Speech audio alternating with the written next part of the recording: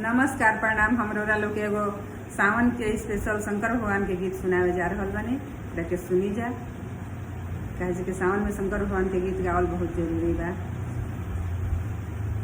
तयारे शिवाजी के भंगिया हो बहुते कठोरावा, गौरा जी के हाथ सुकावार। यारे शिवाजी के भंगिया हो बहुते कठोरावा, गौरा जी के हाथ सुकावार। यारे कोई से पीसई है उनका से भंगिया धतुरावा, धतुरा हो खेला बरिया।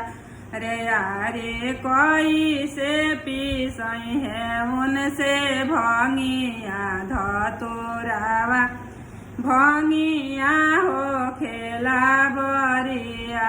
रे यारे कोई से पीसई है गौरा से भंगिया धतुरावा, धतुरा हो खेला बरिया।